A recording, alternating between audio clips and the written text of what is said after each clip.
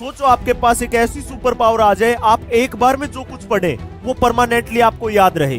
आप सोच रहे होंगे कि आप कोई मूवी की तो कहानी नहीं बताने वाले, ये कोई मूवी की कहानी नहीं है। मैं ऐसे 5 साइंटिफिक पॉइंट बताऊंगा जिनसे आप जो कुछ भी पढ़ोगे वो परमानेंटली आपके दिमाग में स्टोर कर पाओगे। अब आपके दिमाग में आ रहा होगा, क्या ऐसा करना रियलिटी में पॉसिबल है कि आप जो कुछ भी पढ़े और वो हमेशा के लिए याद रहे? तो मेरा आंसर होगा यस, पॉसिबल है। तो इस वीडियो को लास्ट तक देखिएगा सबके साथ। इतना कुछ पढ़ा है फिर भी कुछ याद नहीं है। जो हमारी फिजिकल ब्रेन है उसको कैसे स्ट्रॉन्ग किया जाए? जिसकी मेमोरी अच्छी होती है उसे पढ़ाई लिखाई की चीजें, हर चीजें याद रहती हैं।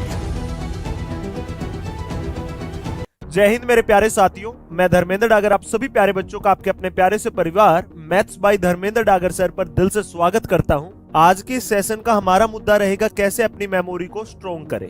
एक एग्जाम्पल के जरिए मैं समझाऊंगा। 2 स्टूडेंट होते हैं, एक तो ऐसा विद्यार्थी होता है जिसकी मेमोरी बहुत फास्ट होती है, जो एक बार में ही सब चीजें अच्छे से याद कर लेता है। एक दूसरा ऐसा विद्यार्थी होता है जो बार बार पढ़ता रहता है लेकिन उसके दिमाग में वो चीजें स्टोर नहीं रह पाती है। इन दोनों बच्चों में फर्क क्या है? इनकी आदतों का। एक तो बच्चा है जो बचपन से ही ऐसी हैबिटें फॉलो कर रहा है जिसकी बचपन से ही मेमोरी शार्प है, मेमोरी अच्छी है।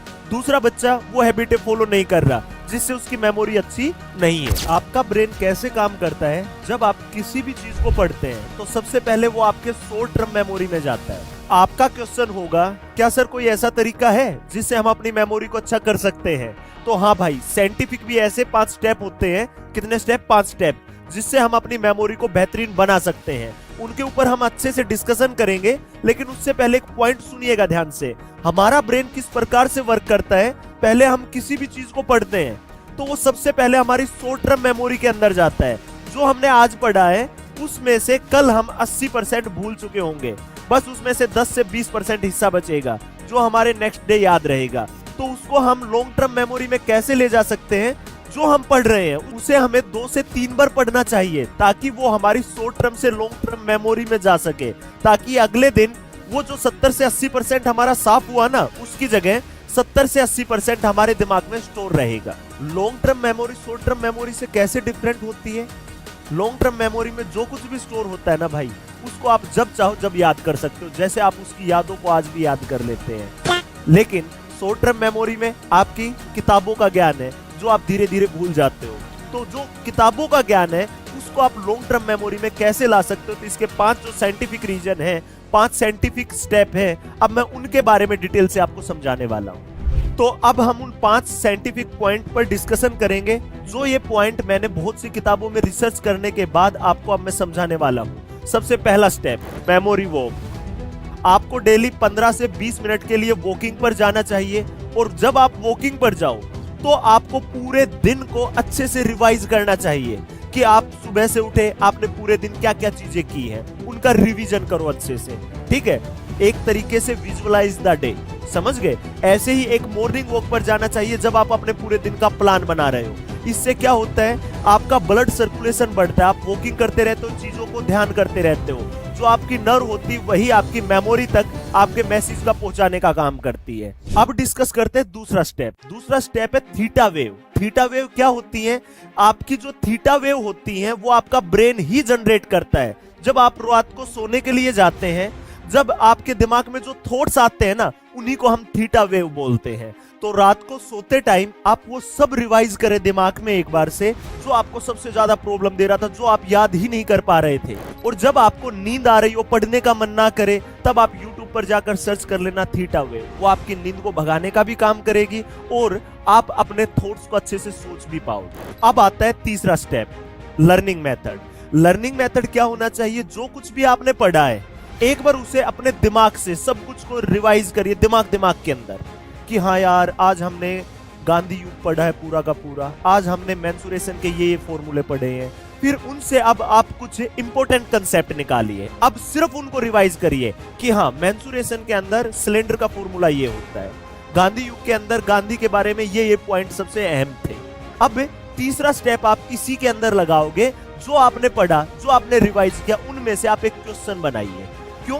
जब आप क्वेश्चन बनाओगे ना तो आपके दिमाग पर स्ट्रेस बढ़ेगा और एड्रेनलिन हार्मोन रिलीज होगा, जिससे क्या होगा मेरे प्यारे भाई, जो आप क्वेश्चन बनाओगे ना वो आपके दिमाग की मेमोरी में परमानेंट स्टोर हो जाएगा। जैसे पेपर में कोई क्वेश्चन आता हम नहीं कर पाते, लेकिन हमारे दिमाग में स्ट्रेस जाता और फिर उस क्वेश्चन को हम लाइफ टाइम के लिए याद कर लेते हैं, यार ये क्वेश्चन आया था, ये मैं नहीं कर पाया। तो वही तरीका यहाँ पर आप क्वेश्चन फॉर्मिंग करिएगा, इससे आपकी मेमोरी और भी बढ़ेगी। अब आता है आपका सबसे मेन फोर्थ स्टेप, जो आप सभी ने सुना है, फॉलो भी किया होगा। हमारे मम्मी पापा बोलते थे बचपन में, अरे बादाम खा के जाओ, आपका दिमाग सही रहेगा, आपकी मेमोरी अच्छी रहेगी। क्या ये सच था?